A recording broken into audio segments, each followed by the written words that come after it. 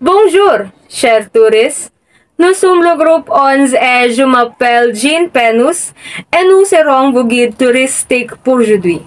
Je vous souhaite à tous la bienvenue là où la prochaine dans la province de Cebu.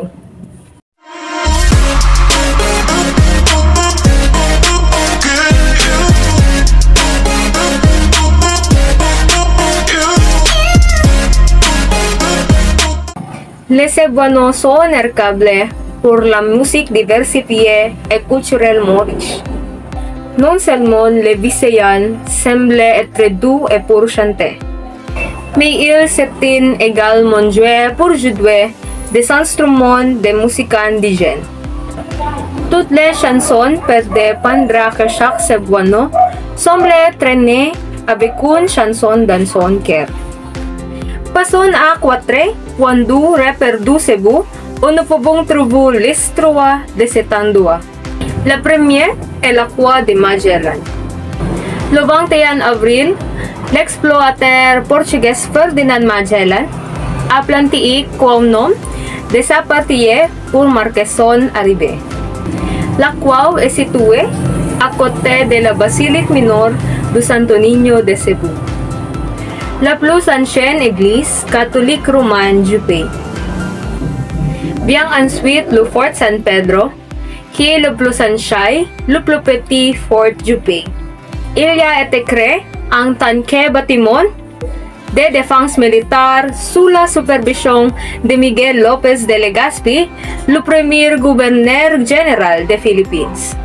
Le prochain arrêt à distance de marché du fort San Pedro, le monument du patrimoine du Cebu.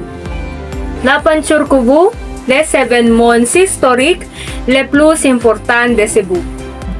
A commencer par Raha Humabon et le martyr de Cebuano Pedro Calungsod.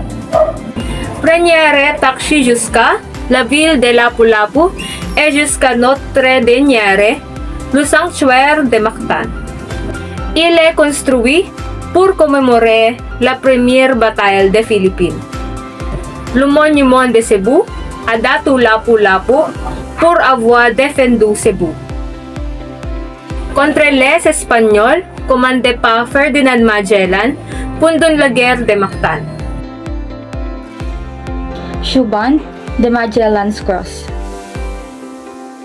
Un pont qui seguit d'une croix, Crashine Plantipar, l'explorateur portugais et espagnol dirigé par Ferdinand Magellan.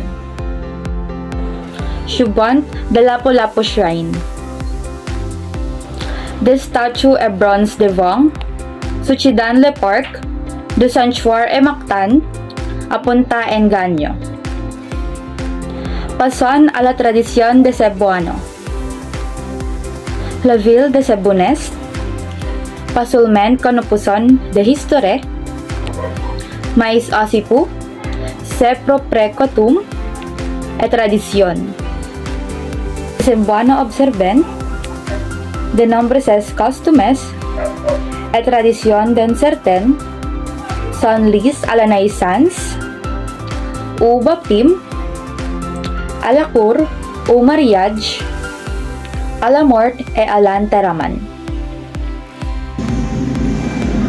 Cebu est renommé pour ses délicaces culinaires. Parmi les incontournables, on trouve le lechon pork croûté, le puso risuspendu et le danggit poison seke. Dukot de dukus gut otap pilwiti et au budbud kabog riskolian. Nablihi ped explorer le maxiloku. El restaurant po sebe o tanto kumon la cuisine cebuano. Nablihi ped explorer le maxiloku et le restaurant po sebe o tanto kumon la cuisine cebuano. C'est tout pour Cebu City. Nous espérons que vous avez apprécié la balade avec nous. Si vous avez des questions, n'hésitez pas à nous envoyer un message. Merci, bonne journée!